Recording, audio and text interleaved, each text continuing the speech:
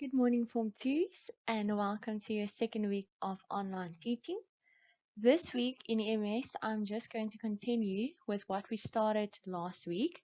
We are going to focus on the three different economic systems. If you can remember, last week we started a little bit with economic systems, but then we just recapped the four different factors of production. So now we can just go through each of the economic systems.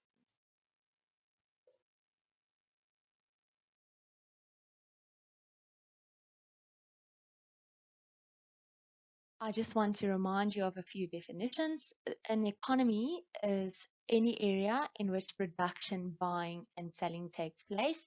It doesn't necessarily have to be a country, but we are going to speak about the different economies of different countries. An economic system is like any other system, it needs to be organized. So it's the way in which a country organizes its economy or its production, buying, and selling to address basic economic problems and to distribute wealth. And then we said that the most basic economic problem is the problem of scarcity.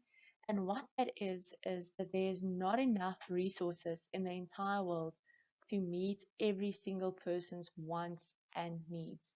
Okay, why? Because people have unlimited wants and needs. The more you have, the more you want. Okay, so people won't be satisfied ever with the amount of resources that we've got. So countries have to organize its resources to try to keep the majority of people happy and wealthy.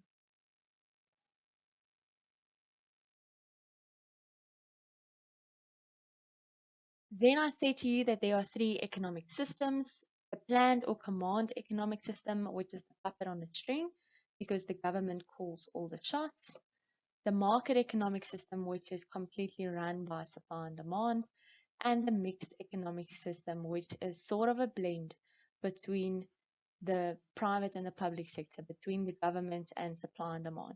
And now we are going to look at each of these individually.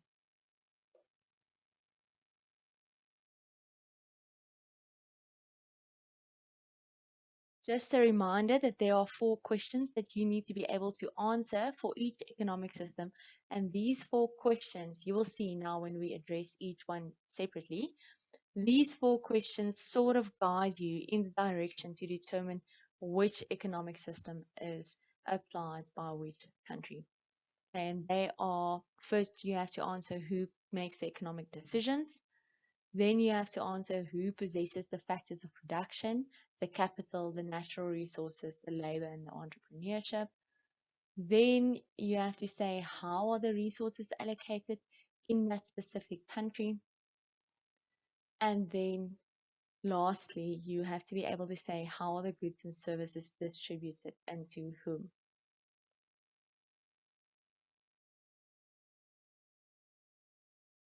Let's start with the planned economic system, and the example that I know of is Cuba, but Vietnam is another example, and China is also an example of a planned economic system.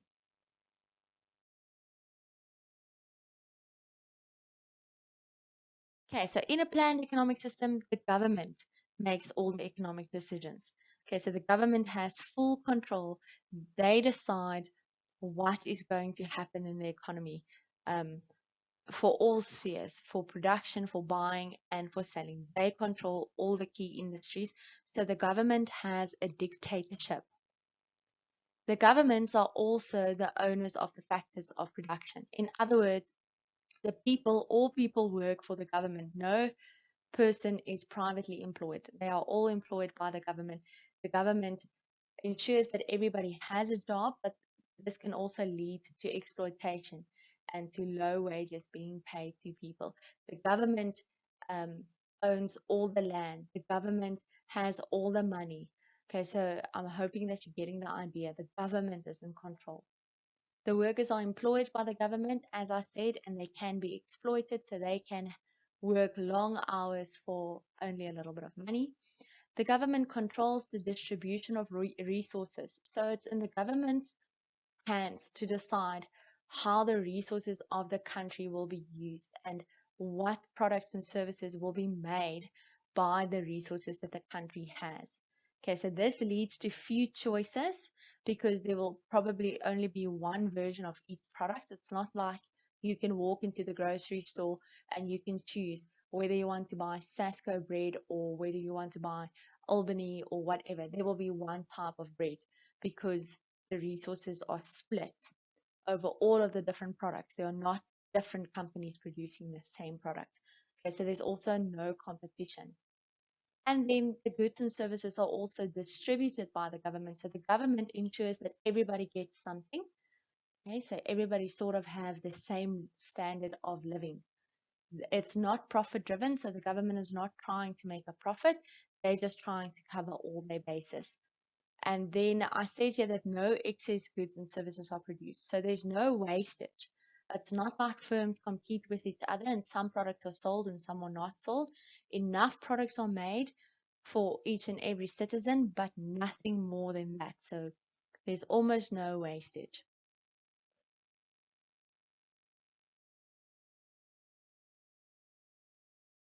Now we are quickly going to look at some advantages and disadvantages of the planned economic system. You don't need to know each and every advantage and disadvantage off by heart. You will see in the quiz how I usually test it is I give the advantages and disadvantages to you, and you just need to be able to match it to the correct economic system. So if you have a good understanding of the different economic systems, it would be easy for you to see what goes where. Okay, let's quickly run through it. Some advantages. The first one is that resource allocation is centrally planned. Okay, now what that means is that the government has all of the resources. Okay? And the reason why this is an advantage is because the government can look at what they have in terms of resources and they can look at all of the products that need to be produced and they can sort of ensure that all of the resources are allocated to every single product. Okay, so it's not like 5 firms producing the same thing and wasting resources that could have been used to produce other things. Then the next one, the next advantage is there's a low level of unemployment and wealth is distributed equally. Remember, the government employs everyone, so they can ensure that everyone has a job and there is no rich and poor in a planned economic system. People just get by because it's not profit driven. Okay, so there's no big wealth gap. Then less wastage because firms do not compete. I touched on this in the previous slide. Okay, so just enough goods are produced for everyone and not a lot of resources are wasted to produce goods that are thrown away. And no private monopolies are formed because all of the companies are controlled by the government. Some disadvantages is that there's a lack of competition. Why? Because there's no private sector. Okay, so there are no companies that directly compete with each other and produce the same good or service. In other words, there is almost no innovation and efficiency. Okay? The products are being produced in a practical sense, but nothing drives the producers to be better and to be more creative and try to keep people happier. Then there is a difficulty to calculate and meet the needs of a population. Now, this one sort of links with the resource allocation that is centrally planned because it's very difficult for the government to sit with all of the resources and try to figure out what every single person in the country wants. Okay, it's easier if some firms focus on some specific target groups, like you will see in a market economic system. But here, for the government to determine what the entire country wants is really difficult. And then lastly,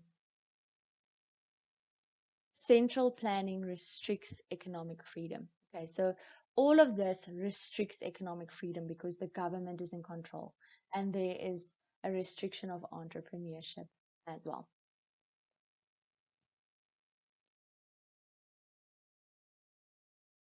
The next economic system that we're going to look at is the supply and demand one, where the market economic system, and an example is the US.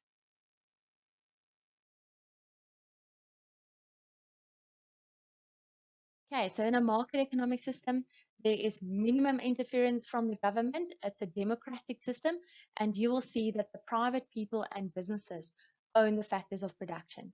Okay, so where the plan was all about the government, the market is all about the businesses and the people. Workers are unionized with freedom of choice and speech. Workers can go and work wherever they want. If they're not happy, they've got a union to back them up, or they can just switch jobs. And the workers can try to get the maximum salary by promoting themselves or working harder. Okay, so there's some incentive to be better. Resources are allocated according to supply and demand. Now, what this means is that companies, the private companies, look at what the people want, and then they use the resources that they have to just produce those products because they want to get the maximum amount of product. And if there are products that people do not really want, or products that won't give them a big profit, then they won't supply it. Okay, so this can actually sometimes cause a gap in the market, but it does lead to a variety of goods and services and to a lot of competition. Okay, so you can walk into a store and there is a wide variety of the same product that you can choose, the one that you like the most. Distribution of goods and services are profit driven. Okay, so it links with what I said before. The companies try to make the maximum profit. So they will produce the goods that the consumers want the most at the highest possible price.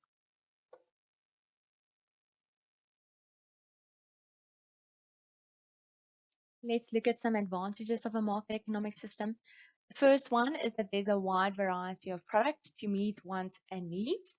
The next one is that the free market can respond quickly to the people's wants. If you think about the planned economic system, it's difficult for the government to realize that there's a change in what people want. Okay, so it takes longer to respond.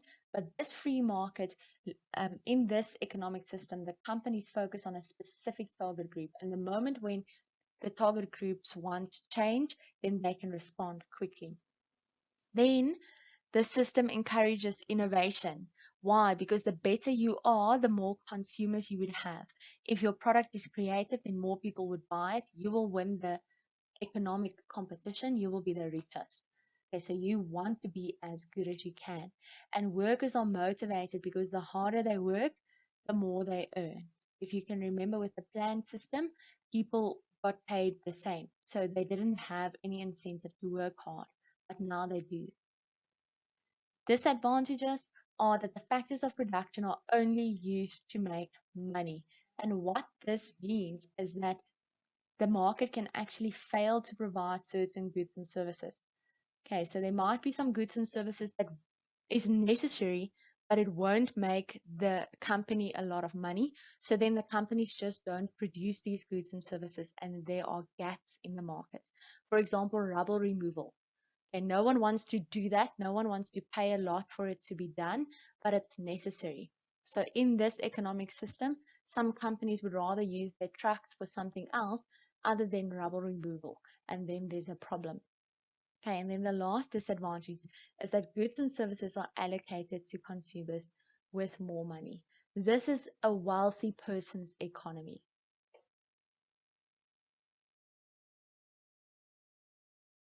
The next economic system that we're going to focus on is the mixed economic system.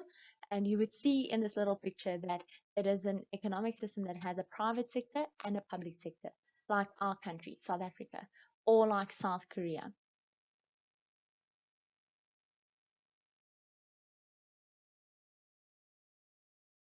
Now, in a mixed economic system, both the government and the private people have ownership. So you would see the answer to all four of those questions are now both. Both the private and the government own the factors of production. Workers are still unionized, so the workers do not have to work for the government. Okay, they can still decide. And if you think about our country, then you know that there are unions because the trade unions are everywhere. And you can have public workers and private workers.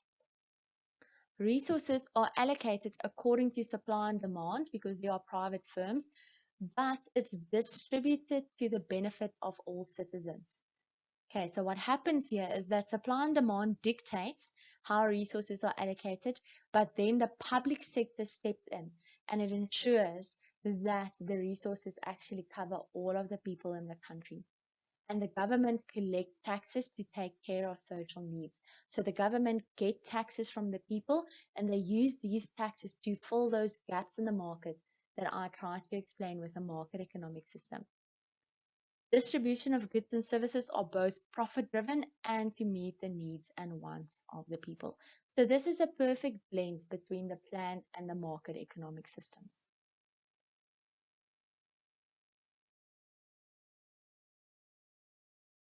And then lastly, some advantages and disadvantages of a mixed economic system. The advantages are that private enterprises ensure fair competition. Okay, so even though the government does play a role in this economic system, it's different to the planned economic system because there are private enterprises and they ensure that there are competition between businesses and that there are high quality products. Then resources are optimally used because now we've got the private sector and the public sector that owns the resources and they focus on different target markets so they can ensure that the resources are actually optimally used.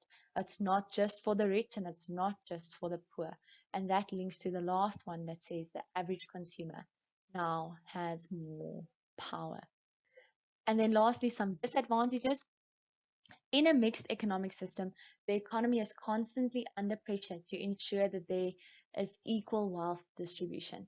And this is very easy to remember because it's true from our country, is that our country is under so much pressure to try to bridge the gap between the poor and the rich. And sometimes with the redistribution of wealth, okay, there might be a misallocation of resources. So this is another disadvantage. Think again about our country. Our country made some very bad decisions in the past, and now we are trying to redistribute the wealth by uplifting people that were previously disadvantaged. And sometimes this leads to the misallocation of resources. So sometimes our country uses all of the resources just to focus on that uplifting process that some products and services that are actually necessary for other reasons are not being produced. And then lastly, private enterprises face difficulty due to government inadequacies. Okay, so the private sector can get frustrated with the public sector. This was now quite a long video. I'm sorry for that, but it's very straightforward and all you need to do is the quiz. If you've got any questions, just send me an email. Bye guys.